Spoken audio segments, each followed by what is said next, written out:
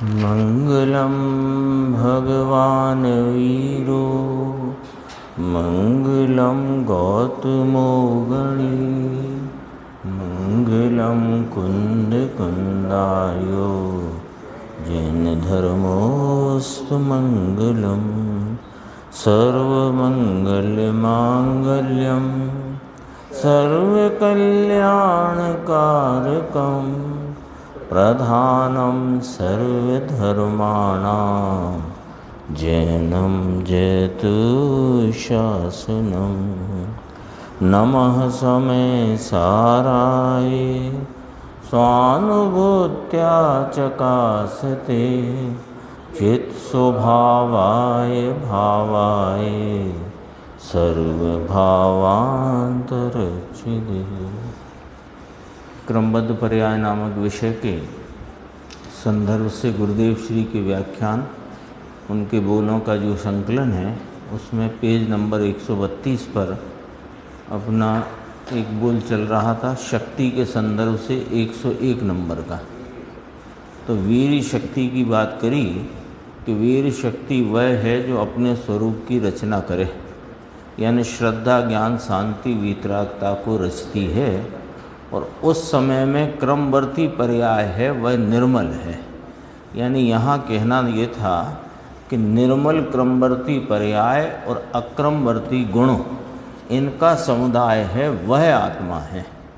रागादि का या राग की पर्याय का समुदाय पना आत्मा है ऐसा नहीं कहा ही नहीं। ये कहा ना, ये पहले आ गया है, फिर कहा कि क्रम रूप और अक्रम रूप अनंत धर्म समूह जो कुछ जितना लक्षित होता है वह वास्तव में समस्त एक आत्मा है।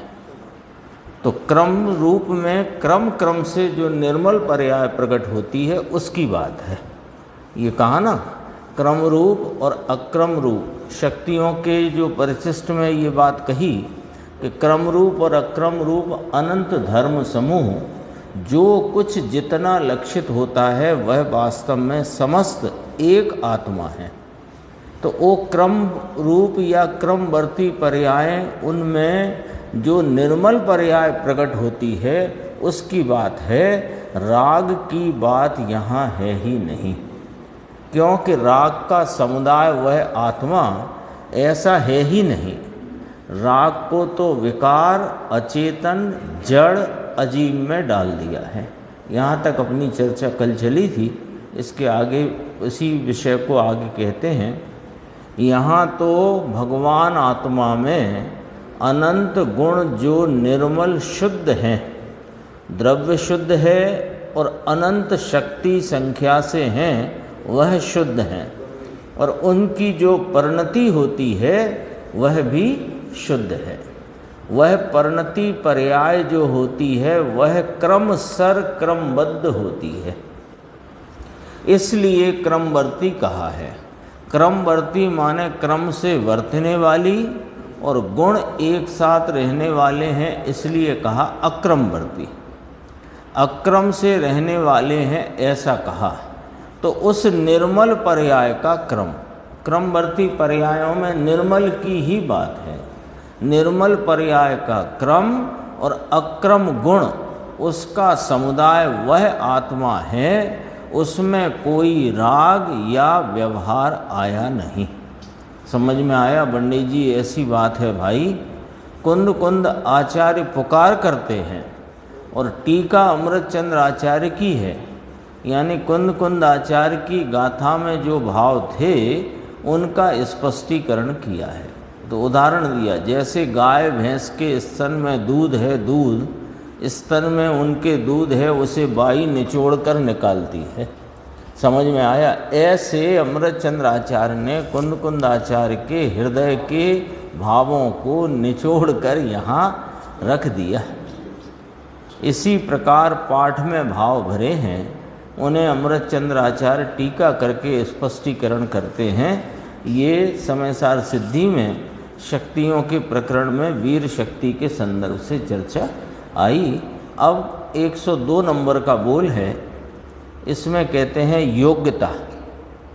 योग्यता यानी क्रमबद्ध पर्याय की उत्पत्ति अपनी अंतरंग योग्यता के अतिरिक्त दूसरे किसी बाह्य कारण से नहीं होती। बहुत गंभीर है ये।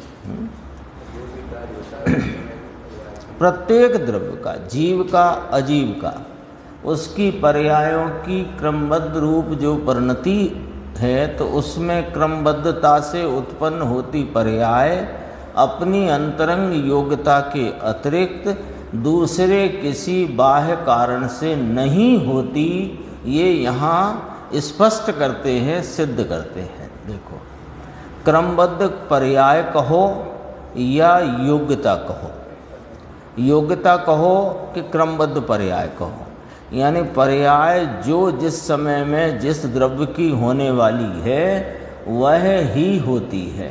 ये उसकी योग्यता से होती है, और योग्यता से होती है, यही उसकी क्रमबद्धता है।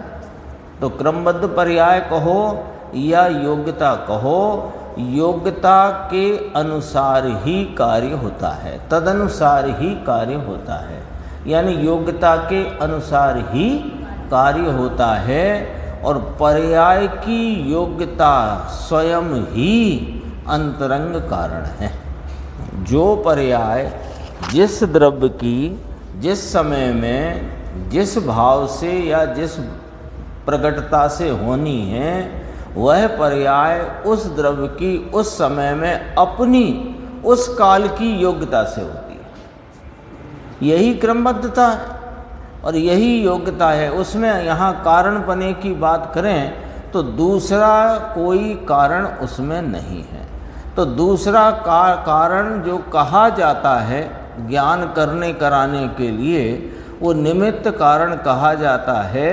तो वो निमित्त कारण बाह्य कारण है। हाँ, वो यथार्थ कारण नहीं, वस्तुतः कारण है ही नहीं, तो भी उसमें ज्ञान करने कराने के लिए उस विवक्षित पर्याय की उत्पत्ति का कारण बाह्य कारण निमित्त रूप से या निमित्त को बाह्य कारण कहा जाता है। हाँ, उपस्थिति का ज्ञान कराते हैं। पर्याय की योग्यता स्वयं ही अंतरंग कारण है। दूसरा जो कारण कहने में आता है वह निमित्त कारण बाह्य कारण है। अंतरंग कारण के अनुसार ही प्रत्येक कार्य होता है। बाह्य कारण से कार्य की उत्पत्ति नहीं होती।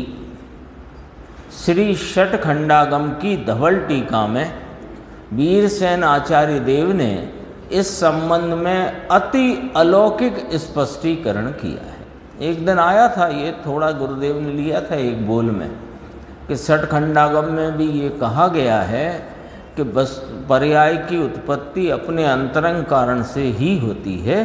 तब उसमें कहा था कि प्रकृति के अनुसार स्वयं कर्मों में बंध आदि के परिणाम होते हैं, उनकी स्थिति आदि के परिणाम होते हैं। कोई जीव के परिणाम से उसका कोई लेना देना नहीं। जीव निमित्त कहलाता है, वो तो बाह्य कारण है, उससे उस कर्म बंध के भाव की स्थिति नहीं होती, उसकी प्रकृति अनुसार स्थिति बनती है। ये चर्चा आई थी, उसका विशेष स्पष्टीकरण यहाँ आया है। देखो, सिद्धांत तो ये रखा कि योग्यता ही स्वयं उस पर्याय की उत्पत्ति का अंतरंग कारण है, और दूसरा जो निमित्त कारण कहा जाता है वो बाह्य कारण है। बाह्य कारण से कार्य की उत्पत्ति नहीं होती। ये सिद्धांत रखा है। अब इस बात को षटखंडागम की धवल टीका से यहाँ पर कहते हैं। देखो, मोहनीय कर्म के परमाणु उत्कृष्ट 70 कोड़ा कोड़ी सागरोपम तक रहते हैं।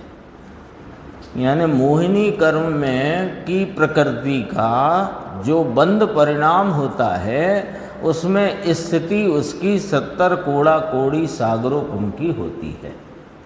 जबकि आयु कर्म के परमाणुओं की उत्कृष्ट स्थिति 33 सागरोपम की होती है। ऐसी ही उस कर्म प्रकृति की स्थिति है। ये उसमें से लाए बात, सठखंडागम की धवल टीका, वीरसेन स्वामी द्वारा रचित जो टीका है उसमें से ये बात कहते हैं। देखो, कोई पूछे कि मोह कर्म की उत्कृष्ट स्थिति 70 कोड़ा कोड़ी सागर की और आयु कर्म की उत्कृष्ट स्थिति मात्र 33 सागर की ही, ऐसा क्यों? वहाँ प्रश्न किया है। वीरसेन स्वामी ने प्रश्न उपस्थित किया और उसका उत्तर दिया। तो ऐसा ही क्यों? तो कहा, सठखंडागम में आचार्य देव कहते हैं कि प्रकृति विशेष होने से उस प्रकार का स्थिति बंद होता है, और अर्थात उन विशेष प्रकृतियों की वैसी अंतरंग योग्यता है, और उनकी योग्यता रूप अंतरंग कारण से ही वैसा होता है। कितनी बात कही, 2 पंक्ति है।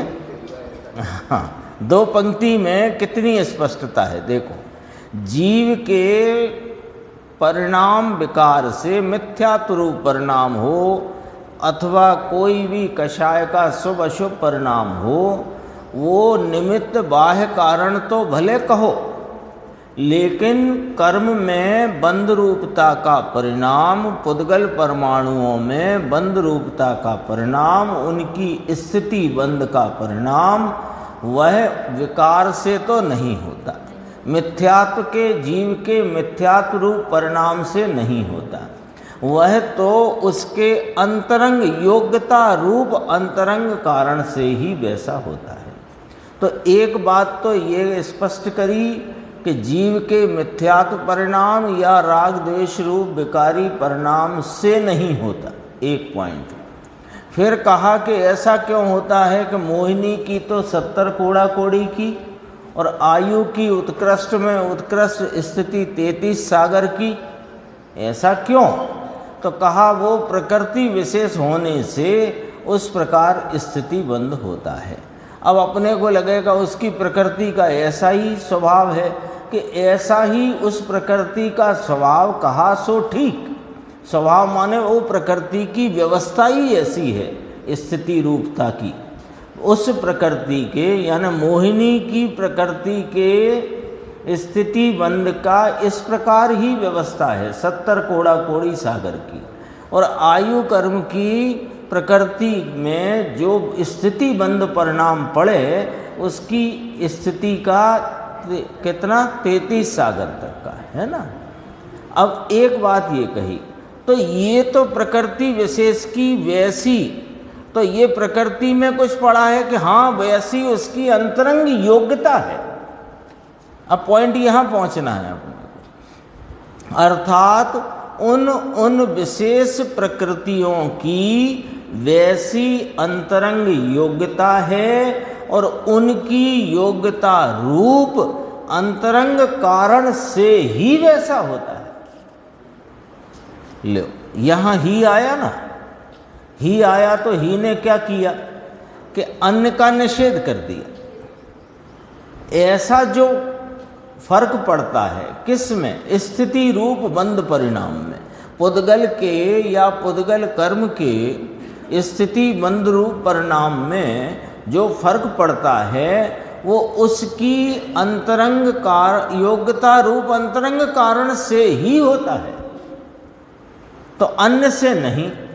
ऐसा कहकर यहाँ आचार्य देव ने महान सिद्धांत बतलाया है। लो, जिनागम का महान सिद्धांत यहाँ पर निरूपित किया। हाँ, करणानि योग में सारी चर्चा निमित्त के आधार से की है, तथापि सिद्धांत ये प्रतिपादित हुआ है वहाँ। शैली भले हो निमित्त से कहने की, पूरे करणानि योग में सिद्धांत ग्रंथों में आगम में शैली भले निमित्त की तरफ से बात बताने की हो, लेकिन सिद्धांत ये प्रतिपादित नहीं किया जाता कि निमित्त से कार्य होता है। सिद्धांत तो वहाँ भी यही प्रतिपादित किया गया है कि जो कुछ भी कार्य जिस द्रव्य का जिस समय में होता है वह उसके अंतरंग योग्यता रूप अंतरंग कारण से होता है, बाह्य कारण से कोई कार्य की उत्पत्ति नहीं होती। मजबूती से बात है। हाँ, उन्होंने भी बहुत, वीरसेन स्वामी ने भी बहुत, 16 पुस्तक हैं धवल की। हाँ, सिद्धांत ग्रंथ है, करणान योग की चर्चा है उसमें। सब स्वतंत्र, एक एक द्रव्य स्वतंत्र। हाँ, आयु कर, हाँ, जीव का यदि अपन निमित्त पर से बस कथन करेंगे, कारणपना नहीं कहेंगे, कारणपना है भी नहीं, निमित्त से कथन करते हैं जीव का एक समय का परिणाम, और उसमें 8 में हुआ, मान लो आयु में भी हुआ, तो सब की स्थिति अलग अलग प्रकार, अनुभाग अलग अलग प्रकार। क्या गजब की बात है। पुद्गल में अपने को लगता है कि मैं ऐसा करता हूँ, अपना भी जो राग आदि का कषाय का परिणाम है वो भी स्वतः स्वयं वैसे ही होता है जैसे पुद्गल में होता है, यानी कि अपनी अंतरंग योग्यता के प्रमाण में, अंतरंग योग्यता के कारणपने में होता है। तभी तो पर्याय का साधन पर्याय कहा। बहुत, हाँ हाँ, कोई लहू में, कोई मांस में, मज्जा में, अनेक प्रकार से मल आदि कैसे कैसे उनका परिणाम कौन कर रहा है। देखो कितनी गजब की बात है ये ना, ये बिलू जो लाइन है इसके, ये आचार्य देव ने महान सिद्धांत बतलाया है कि सर्वत्र अंतरंग कारण से ही कार्य की उत्पत्ति होती है, ऐसा निश्चय करना चाहिए। स्वाध्याय का ये फल मिलना चाहिए ना अपने को, तब तो स्वाध्याय है, नहीं तो क्या है, सुनने सुनाने की कथा थोड़ी है ये सत्यनारायण की।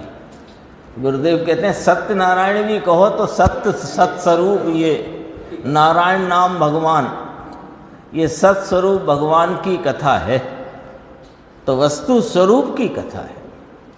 वस्तु स्वरूप में सर्वत्र कितने शब्द इसमें रखे गए हैं, देखो, सर्वत्र अंतरंग कारण से ही कार्य की उत्पत्ति होती है, ऐसा निश्चय करना चाहिए।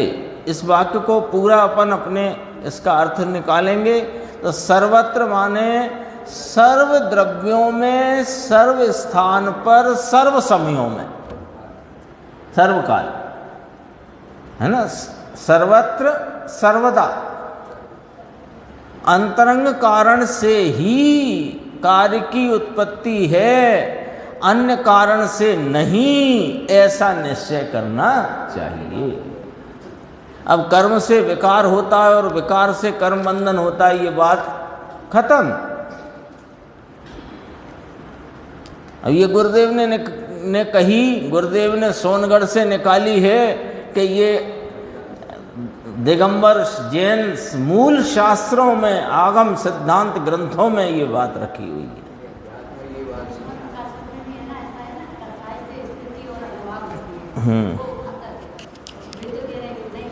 वो निमित्त से कथन है।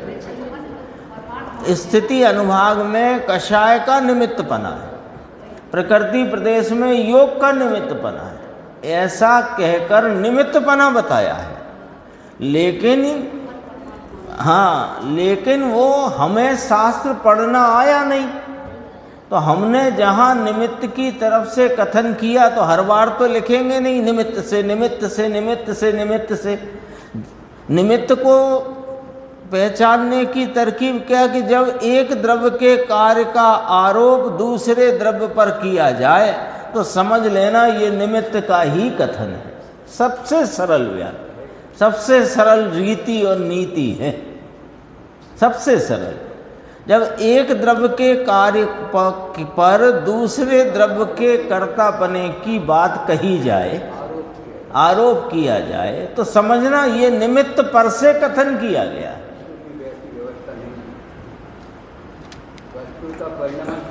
हाँ, बस। लेकिन सिद्धांत क्या खड़ा हुआ? सिद्धांत ये सिद्धांत, ये जो नीली जो है ना, ये वैसी जिग-जैग लाइन, इस ये अंडरलाइन, ये याद कर लो। यहाँ सिद्धांत रूप है ये। सर्वत्र अंतरंग कारण से ही कार्य की उत्पत्ति होती है, अन्य किसी से नहीं, ऐसा निश्चय करना चाहिए। हाँ,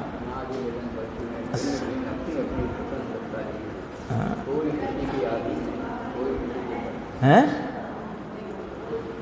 वो योग्यता ही है उसकी।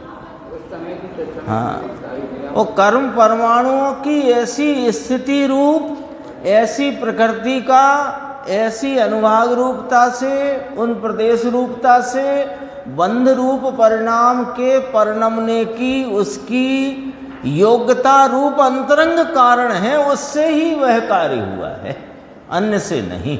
अब दूसरा देखो, दूसरा दृष्टांत देखते हैं। देखो 10वें गुण स्थान में जीव को लोभ का सूक्ष्म अंश और योग का कंपन है।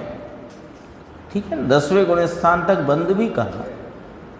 तो 10वें गुण स्थान में जीव को लोभ का सूक्ष्म अंश है और योग का कंपन है। वहां उसे मोहिनीय और आयु को छोड़कर शेष 6 कर्मों का बंध होता है।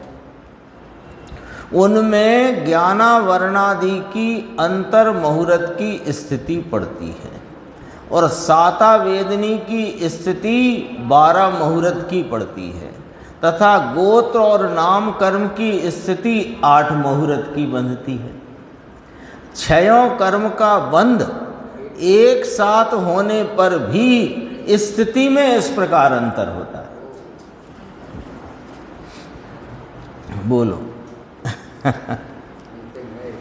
10वें गुण स्थान में, यहाँ से अब सीधे 12वें में प्रवेश करके पूर्णता की तैयारी है। योग रह जाएगा, बस संपूर्ण वीतरागता हो जाती है 12वें के अंत में। अब यहाँ पर देखो, वो जीव का एक समय का परिणाम, और वो भी अबुद्धि पूर्वक का। बुद्धि गोचर होता नहीं। अबुद्धि पूर्वक का मतलब बुद्धि गोचर होता नहीं, ख्याल में आता नहीं, उपयोग में झलकता नहीं, और मिटता हुआ उसके एक परिणाम वो बाह्य कारण में है।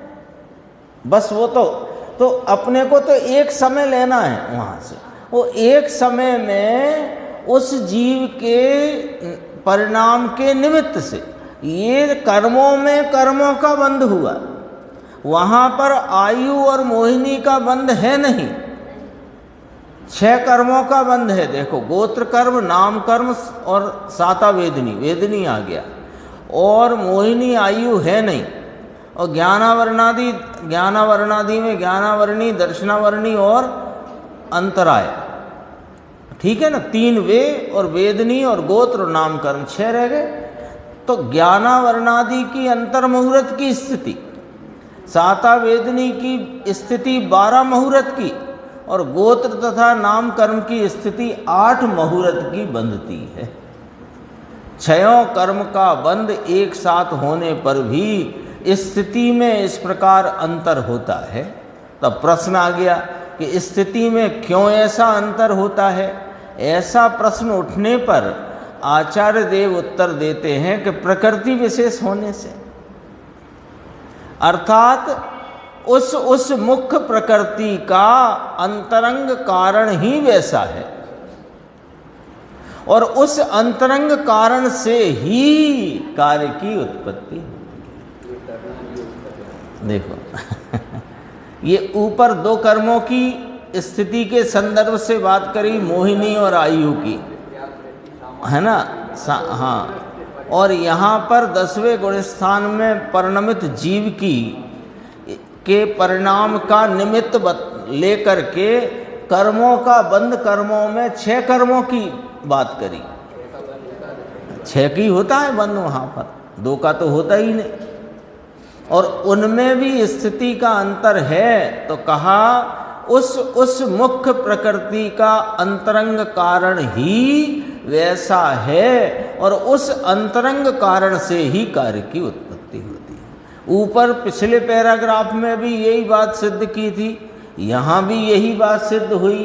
तो अपने को ये बात तो दृढ़ता से विचार में लेकर स्वीकार करना चाहिए, विचार में लेकर, ऐसे के ऐसे नहीं।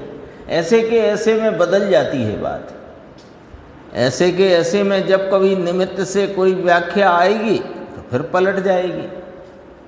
इसलिए देखो और स्पष्ट करते हैं, ऊपर भिन्न भिन्न कर्म की भिन्न भिन्न स्थिति के संबंध में कहा, उसी प्रकार वेदनीय कर्म में परमाणुओं की संख्या अधिक और दूसरे कर्म में थोड़ी, ऐसा क्यों? तो ऐसा प्रश्न कोई करे तो उसका भी यही समाधान है कि उन प्रकृतियों का वैसा स्वभाव है। तो उन प्रकृतियों का वैसा स्वभाव माने उन प्रकृतियों की उस समय की पर्याय का वैसा स्वभाव। आगे आ गया, पर्याय का स्वभाव कहो, योग्यता कहो या अंतरंग कारण कहो, 3 शब्द कहें तो एक ही उसमें अर्थ निकलता है, अंतरंग कारण या योग्यता रूप अंतरंग कारण। योग्यता रूप अंतरंग कारण कहें तो उस समय की पर्याय की ऐसी योग्यता रूप अंतरंग कारण, पूरा उसका खुलासा। उसी से कार्य की, उसी से, सी है ना, तो उसको इसको खोल दो, उसी को खोल दो, उस ही से आ गया ही, उस ही से कार्य की उत्पत्ति होती है। इसके अतिरिक्त बाह्य कारणों से कार्य की उत्पत्ति नहीं होती। लो तीसरी बार ये बात कही, यदि कभी बाह्य कारणों से, अब उसके सामने का लॉजिक रख देते हैं, हाँ, यदि कभी बाह्य कारणों से कार्य की उत्पत्ति होती तो चावल के बीज में से गेहूं की उत्पत्ति होना चाहिए, किंतु ऐसा कभी नहीं होता।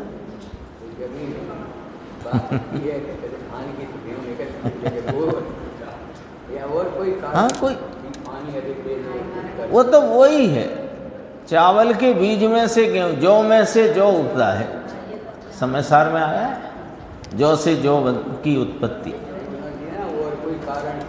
हाँ, यदि मान लो भूमि कारण हो, पानी अधिक देना कारण हो, या उसकी किसान की इच्छा कारण हो, रात को सोते सोते लगा कि अरे गेहूं हो जाते तो अच्छा था, तो सवेरे गेहूं उग जाए, बोए थे चावल। अब देखो ये अपनी ये तो प्रत्यक्ष है ना, प्रत्यक्ष दिखता है।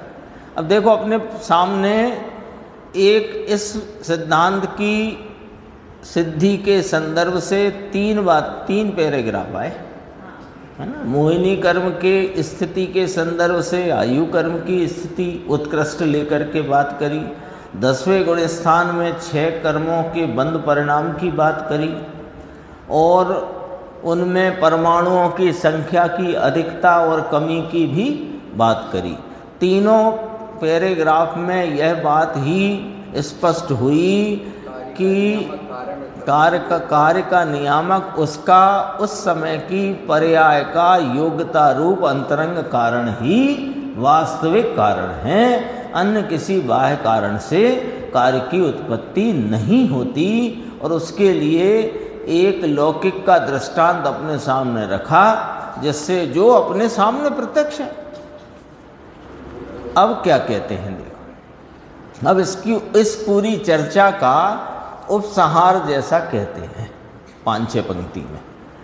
निमित्त तो बाह्य कारण है भैया, ऐसे कहते हैं। उस बाह्य कारण के कोई द्रव्य, क्षेत्र, काल या भाव ऐसे सामर्थ्यवान है नहीं कि जिनके बल से, सामर्थ्य से नीम के वृक्ष से आमों की पैदावार हो, या कि चावल के पौधे से गेहूं की उत्पत्ति हो, अथवा जीव में से अजीब हो जाए।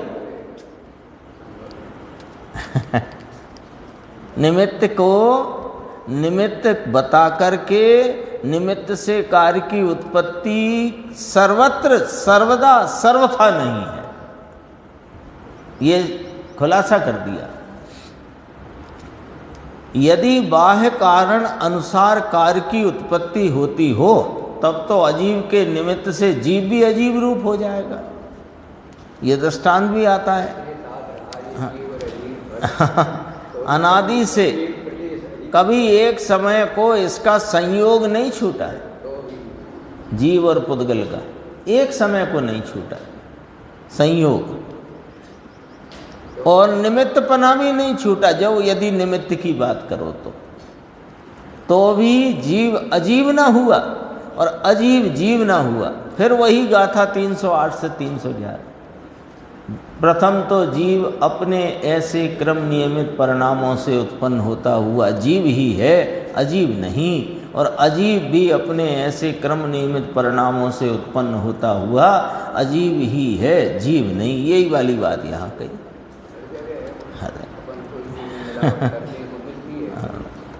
किंतु ऐसा कभी नहीं होता। क्यों नहीं होता? क्योंकि बाह्य कारण से कार्य की उत्पत्ति नहीं होती, अंतरंग कारण से ही कार्य की उत्पत्ति होती है। ये ज्ञान स्वभाव ज्ञेय स्वभाव के भाग 2 में 67 नंबर का बोल है, और षट खंडागम पुस्तक 6 का पृष्ठ 134 यहाँ पर संदर्भ में दे दिया है। आपको लगता हो कि हमें देखना चाहिए विस्तार से, तो देख लो। हाँ बोलो। एक बोल पढ़ा अपन ने 101 नंबर का, ठीक है। 102 पहले सिद्धांत रख दिया, फिर उसके संदर्भ से कर्मों की स्थिति का, हाँ, और फिर दूसरे पैराग्राफ में 6 कर्मों की स्थिति के बंध का चर्चा करी, फिर परमाणुओं की संख्या अधिक कम की चर्चा करी, और फिर निमित्त बाह्य कारण है, निमित्त से कार्य होता नहीं, इसकी भी चर्चा करी। अंतरंग कारण नाम अपनी उस समय की पर्याय की योग्यता से ही कार्य होता है, बाह्य कारण से नहीं। ये 4-5 पैराग्राफ में 4 बार कहा। मुद्दे की बात ये कहना है, 4 बार कहा। देख लो कितनी, 6 बार कहा, 5 बार। देखो यहाँ से शुरू होती है। एक तो हेडिंग में ही ले लो, तो उसे अलग कर दो भले। देखो, पर्याय की योग्यता स्वयं ही अंतरंग कारण है, दूसरा निमित्त तो बाह्य कारण है। अंतरंग कारण के अनुसार ही प्रत्येक कार्य होता है, बाह्य कारण से कार्य की उत्पत्ति नहीं होती। एक बार कहा। दूसरे पैराग्राफ में कहा सर्वत्र अंतरंग कारण से ही कार्य की उत्पत्ति होती है, यानी बाह्य कारण से नहीं होती। 2 बार कहा। तीसरी बार फिर उस अंतरंग कारण से ही कार्य की उत्पत्ति होती है। फिर चौथी बार कहा उसी से, यानी पर्याय का स्वभाव कहो, योग्यता कहो या अंतरंग कारण कहो, उसी से कार्य की उत्पत्ति है, उसके अतिरिक्त बाह्य कारणों से कार्य की उत्पत्ति नहीं होती। चौथी बार कहा। 5वीं बार ये जो लाल वाला जो दिख रहा है गुलाबी आपको, बाह्य कारण से कार्य की उत्पत्ति नहीं होती, अंतरंग कारण से ही कार्य की उत्पत्ति होती है। ये 5 बार कहने का तात्पर्य क्या कि दृढ़ करना है इस बात। ये बात दृढ़ता से हमें हमारी निर्णय की भूमिका में लेकर के इसको दृढ़ता से स्वीकार करना है। हाँ अकेले सुनने सुनाने के लिए थोड़ी है ये चर्चा।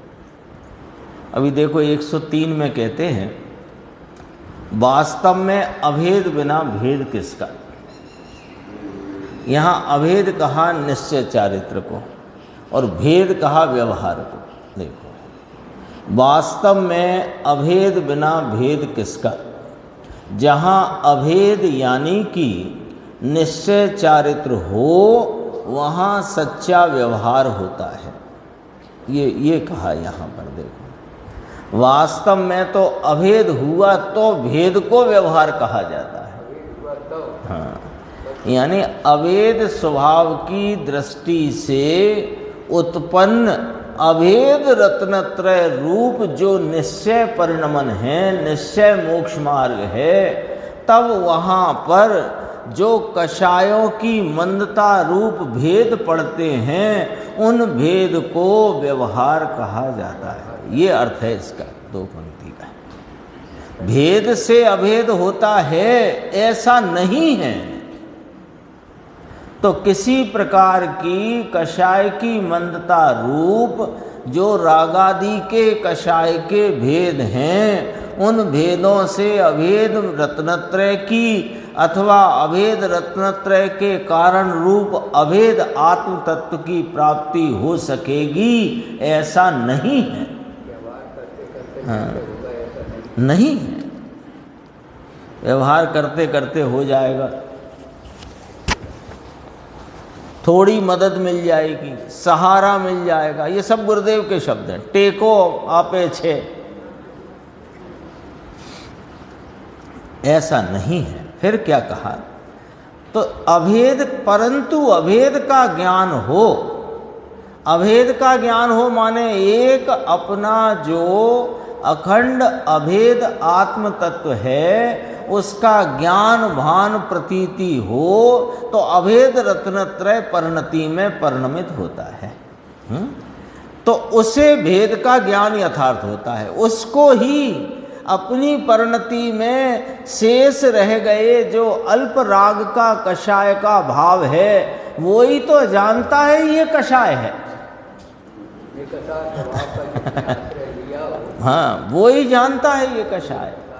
जिसने अपने अभेद अखंड निकषाय स्वरूप वीतरागी भगवान का आलम्बन ही नहीं लिया, उसका आश्रय नहीं, आस्वादन नहीं, प्रतीति नहीं, तो वो तो कषाय में ही अपने को खोजता है, यानी अपने को कषाय रूप मानता है और बहुत शान से बोलता है। यद्यपि बोलना व्यवहार है लेकिन मानना मिथ्यात्व है। बोले ना, मैंने पूजा की, मैंने भगवान के दर्शन किए आदि इत्यादि, बोले, बोलना व्यवहार है, परिणति व्यवहार है। उस वो परिणति मैं हूँ, मेरी है, मैंने किया, ये मानना मिथ्या। व्यवहार से निश्चय प्राप्त होता है या बंध के आश्रय से अबंध हुआ जाता है ऐसा नहीं है। ये लॉजिक है, ये मान्यता है लोगों की अज्ञानवश के व्यवहार से निश्चय की प्राप्ति होती है। तब यहाँ पर लॉजिक है कि बंध के आश्रय से अबंध हुआ जाता है क्या, तो ऐसा तो है नहीं। बंधते जाओ, है ना। आपके कोई रस्सी हो, धागा हो, उसमें गांठ लग गई हो तो और गांठें लगाते जाने से खुल जाएगी क्या? या बांधते जाओ तो और बांधते जाओगे तो खुल जाओगे क्या? ये तो सीधा सच्चा लॉजिक है ना। निर्बंध हो ही नहीं सकता।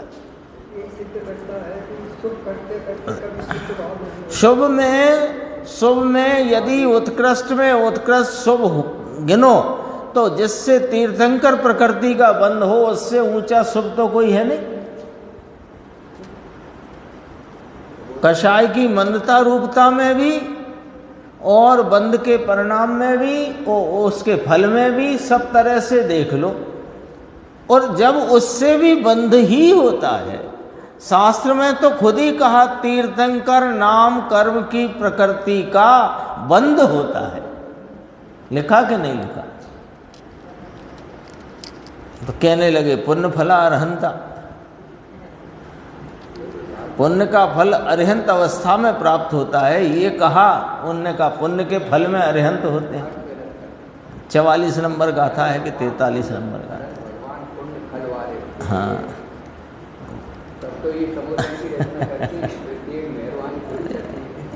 कैसी बात है। परंतु ये ऊपर जो शब्द आया था अभेद का ज्ञान हो, उसका नीचे अर्थ आ जाता है स्वयं पर प्रकाशक स्वभाव का ज्ञान हुआ। ये जो शब्द आया था ना अभेद का, परंतु अभेद का ज्ञान हो उसे भेद का ज्ञान यथार्थ होता है, ये आया था ना, इसका अर्थ नीचे आया स्वयं पर प्रकाशक स्वभाव का ज्ञान हुआ, तब राग का जो ज्ञान रहा उसे व्यवहार कहा जाता है। ये निश्चय सहित का व्यवहार है और यही व्यवहार है, बाकी व्यवहाराभास है। जिसे अभेद निर्विकल्प ज्ञान स्वभाव का भान है उसे क्रम में आ पड़े हुए राग का ज्ञान वो व्यवहार है, और शुद्ध स्वभाव की एकाग्रता का ज्ञान करना, भान करना, रमण करना वो निश्चय है। क्यों उपयोग उसमें लगता है तो इसी का ज्ञान भान, इसी की रमणता होती है, वह निश्चय है। ये सद्गुरु प्रवचन प्रसाद नियम सार के 1951-52 के प्रवचन में से ये बात ली गई है। नियम सार के 51-52 के प्रवचन 104 में ये पंडित जी ने भी लिया था, याद होगा तो, फरवरी में जब अपना शिविर चलता था, दृष्टांत द्वारा क्रमबद्ध पर्याय की सिद्धि। जैसे मोती का हार होता है, उसमें हार है वो द्रव्य है, डोरा है वो गुण है, और जो मोती है वो पर्याय के स्थान पर है ना। तो उसमें हार और डोरा तो शाश्वत चीज है, और मोती के दाने उसमें प्रत्येक क्रमशर हैं, अपने अपने क्रम पर हैं, अपने अपने निश्चित स्थान में रहे हुए क्रमशर हैं। पहला मोती, फिर दूसरा, फिर तीसरा, फिर ऐसे प्रत्येक मोती नियत स्थान में रहा हुआ क्रमबद्ध है। उसी प्रकार आत्मा त्रिकाली नित्य द्रव्य है, उसके ज्ञानादि गुण अर्थात शक्तियाँ त्रिकाल नित्य हैं, और उसमें जो पर्यायें होती हैं वे प्रत्येक समय समय में नियत क्रम में जो होने वाली हो वही होती है। मोती के हार का दृष्टांत दिया। हार में जो मोती जिस स्थान पर है वो उसी स्थान पर है। हाँ, मान लो लाल, पीला, नीला, हरा, ऐसे 4 रंग अपन बोलने के समझने के लिए रखो, तो लाल के स्थान पर लाल है, पीले के स्थान पर पीला, नीले के स्थान पर नीला, हरे के स्थान पर हरा है। तो वे सब अपने अपने नियत स्थान पर हैं। ऐसे ही ये त्रिकाली आत्मा हार स्वरूप द्रव्य है, उसमें डोरा समान उसकी अनंत गुण शक्तियाँ उसमें अनुस्वीति से रचे हुए, ऐसा शब्द आया है ना। और उसकी जो पर्याय हैं वे प्रत्येक समय समय में नियत क्रम में जो होने वाली हो वही होती है। कोई पर्याय आगे पीछे नहीं होती। सूक्ष्म बात है, ये सूक्ष्म है बात। दृष्टांत स्थूल है, सिद्धांत सूक्ष्म है। क्यों? क्योंकि स्वीकार नहीं होता ना सीधे सीधे, कर्ता बुद्धि पड़ी है, तो वो कैसे स्वीकार होगा? उसकी कोई रीति है कि हाँ है ना।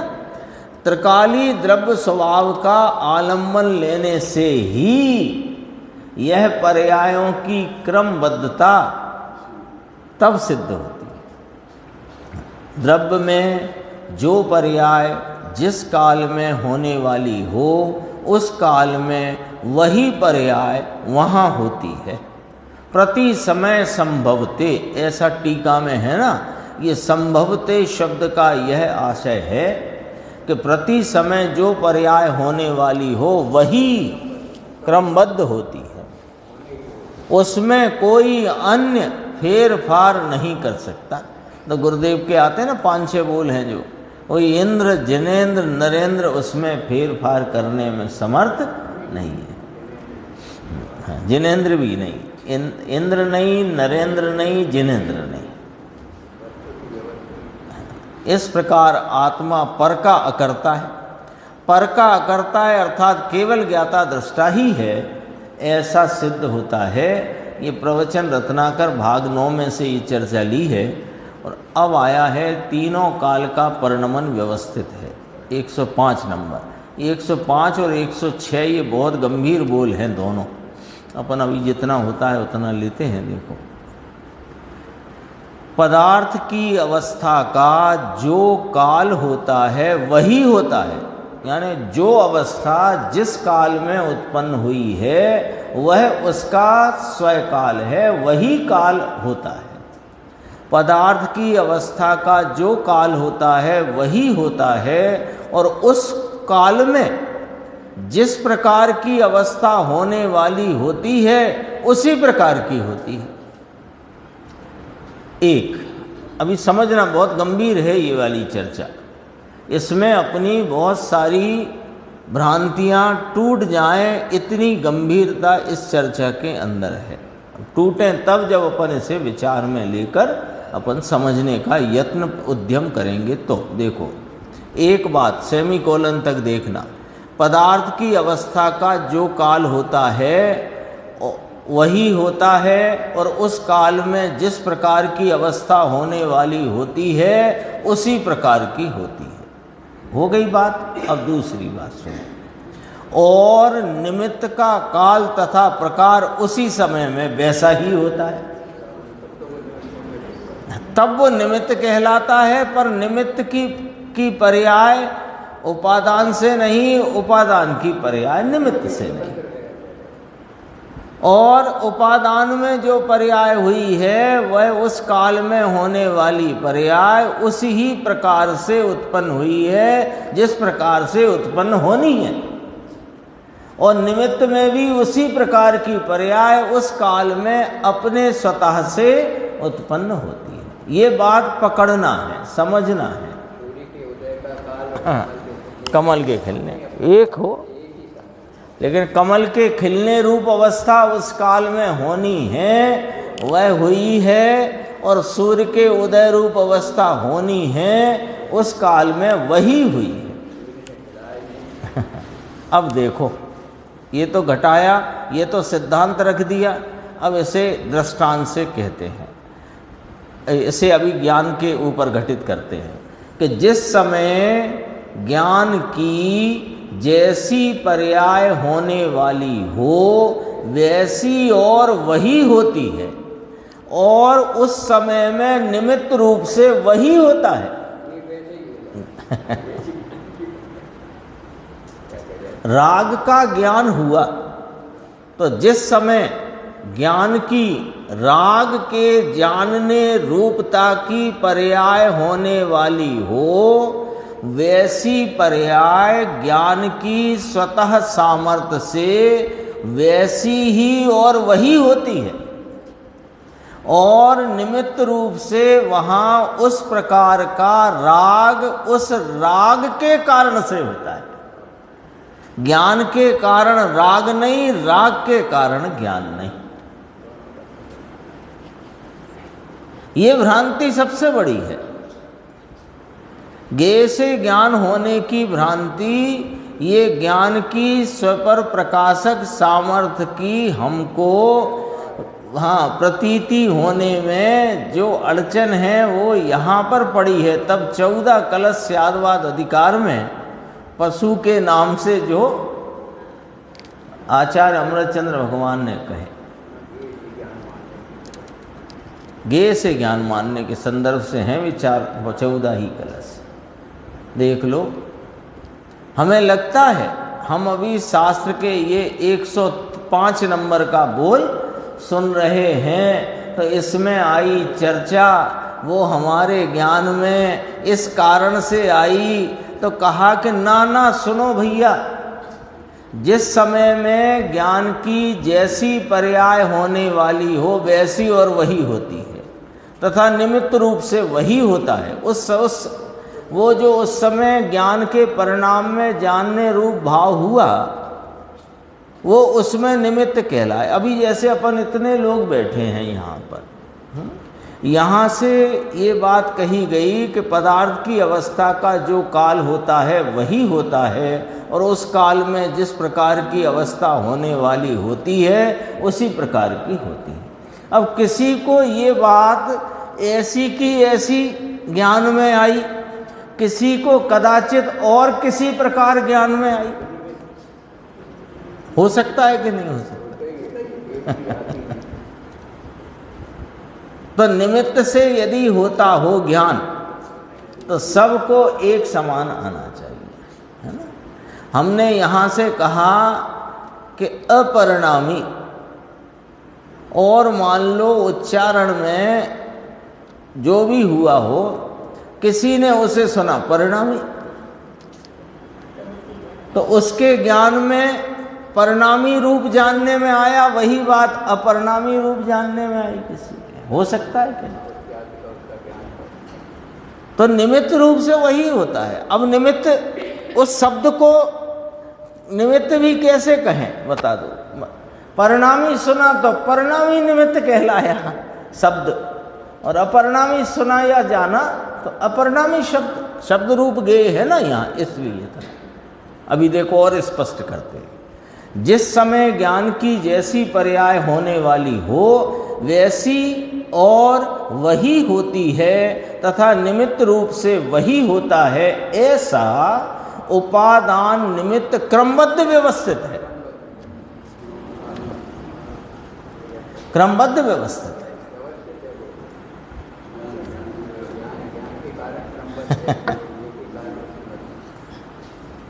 क्या गजब की बात है। सम्मेद शिखर की वंदना में गए, पहली टोंक पर पहुँचे, 4 भाई या 4 मित्र जो भी साथ में हैं परिवार के, एक ने कहा देखो पार्श्वनाथ की टोंक, तो दूसरे ने सुना कि देखो चंदा प्रभु की दिखाते, तो उसने चंदा प्रभु की देखी। अब दोनों के ज्ञान की उस समय की वही अवस्था हुई जो होनी है, और उसमें निमित्त भी क्रमबद्धता से वही है, वही है। और कदाचित वो पार्श्वनाथ की टोंक दिखाई, उसको थोड़ा दिशा का भ्रम हो गया हो तो वो उसी को चंदा प्रभु की मान ले।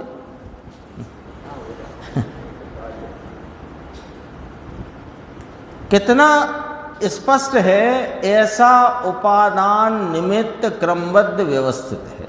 वो ये जैसे दर्पण है, दर्पण में सामने बंद दरवाजे का यहाँ प्रतिबिंब है, तो बंद दरवाजे के प्रतिबिंबन रूप वह दर्पण का उस समय का वही परिणाम उसी रूप से हुआ है, और वहाँ दरवाजा बंद है, ऐसा वह निमित्त पना उसमें है। ये क्रमबद्ध उपादान निमित्त व्यवस्थित है। उसमें इस प्रकार उसकी स्वच्छता की झलकन रूप परिणाम में यही परिणमन का काल है, और सामने जो दरवाजा है उसके बंद रहने का काल है। सहज है। वहां अज्ञानी को भ्रम होता है, यहां भ्रम हो जाता है। क्या है कि उपादान निमित्त सब दोनों ही क्रमबद्ध रीति से व्यवस्थित तरीके से परिणमित हो रहे हैं। यहाँ पर अज्ञानी को भ्रम होता है कि उसी समय वही पर्याय और वही निमित्त क्यों है, दूसरा क्यों नहीं।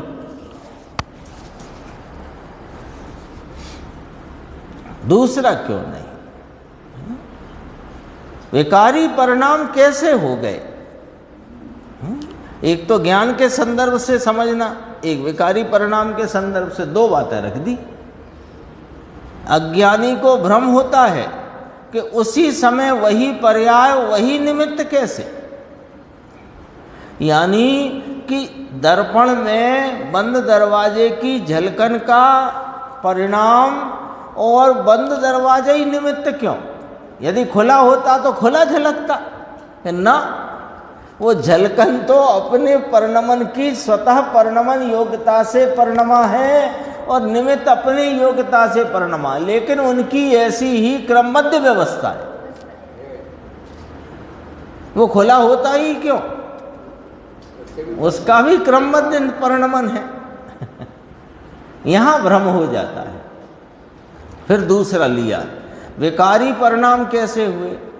अज्ञानी को क्या लगता है कि कर्म का उदय था इसलिए विकार हुआ मानता है। हम क्या करें, कर्म का उदय ही ऐसा आ गया, हम तो क्रोध करना ही नहीं चाहते, लेकिन कर्म का उदय ऐसा आन पड़ा। ये पढ़े लिखों की बातें हैं, है ना, पढ़े लिखे अज्ञानियों की बात है।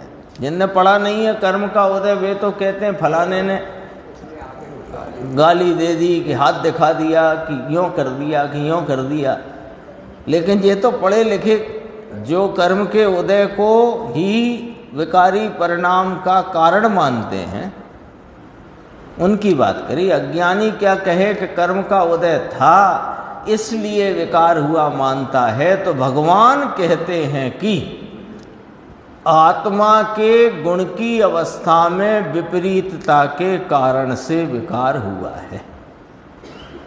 अब ऐसा ही विकार क्यों हुआ? अगला प्रश्न, जो राग देश रूप परिणाम हुआ ना, तो राग देश रूप परिणाम कौन है कि चारित्र गुण की अवस्था में विपरीतता रूपी भाव है, तो वो चारित्र गुण का विकारी परिणमन है, वो किसी कर्म के उदय का कराया हुआ नहीं है। तब फिर उसका प्रश्न दूसरा खड़ा हो जाता है, ऐसा ही विकार क्यों हुआ? उसकी उस समय की वैसी योग्यता के कारण से वैसा विकार हुआ है, वही पर्याय हुई है और वही निमित्त होता है, यथार्थ या विपरीत। जो पर्याय होने वाली हो उसी समय में वह पर्याय होती है, और निमित्त में जो होने का हो वही उस समय में होता है। यदि उनमें कोई अनुकूलता का मेल होता है तभी तो निमित्त कहलाता है, नहीं तो निमित्त कहलाए ही क्यों? लेकिन वो निमित्त के कारण से यहाँ होता है और यहाँ के कारण से निमित्त को होना पड़ता है, ऐसा नहीं है। सबकी अपनी अपनी यहाँ क्रमबद्ध की मुख्यता से समझना है ना, तो वहाँ पर क्रमबद्ध रीति से वही परिणाम हुआ है उपादान में, और जिसे उस उपादान का निमित्त कहा जा रहा है उसमें वो भी उपादान है उसका, उसमें उसकी क्रमबद्धता में वही परिणाम होता है। ऐसा ही विकार क्यों हुआ? ऐसा ही उदय क्यों आया? उदय में आया, विकार जीव के विपरीत परिणाम रूप हुआ। अब यहाँ कहते हैं कि विपरीत हो या यथार्थ हो, जो पर्याय होने वाली हो उसी समय में होती है, और निमित्त जो होने का हो वही निमित्त उस समय में होता है। इस प्रकार जैसे वर्तमान एक समय का परिणमन क्रम व्यवस्थित है, एक समय का लिया ना, जानने रूप परिणाम में ले लो तो जानने रूप परिणाम और ज्ञेय निमित्त उसका परिणाम, और विकार में ले लो तो राग देश रूप या वीतराग रूप, और वहाँ पर कर्म का उदय या अनुदय निमित्त में उसकी क्रम व्यवस्थित पर्याय, इसकी क्रम व्यवस्थित पर्याय। तो जब एक पर्याय समझ में आई, क्या गुरुदेव यहाँ ये कहना चाहते हैं, जो बिलू दिख रहा है आपको, कि आपको भैया ये वाली बात में से एक समय की पर्याय का सिस्टम समझ में आया क्या? यदि एक समय की पर्याय का आया तो दूसरे समय की पर्याय का भी यही सिस्टम है, और तीसरे समय की पर्याय का भी यही सिस्टम है, और चौथे समय का भी यही सिस्टम है। तो अनंत समय का भी यही सिस्टम है, तो तीनों काल का भी यही सिस्टम है, इसलिए तीनों काल का परिणमन व्यवस्थित है। तो तीनों काल का परिणमन व्यवस्थित है, तो बताओ क्या कौन सा सिद्धांत सिद्ध हो गया? कि क्रमबद्ध परिणमन का सिद्धांत सिद्ध हो गया। और जो पीछे पढ़ के आए कि प्रत्येक कार्य की उत्पत्ति अपनी योग्यता रूप अंतरंग कारण से ही होती है, बाह्य कारणों से नहीं। शेष और भी चर्चा है, अपन आगे की स्वाध्याय में उसको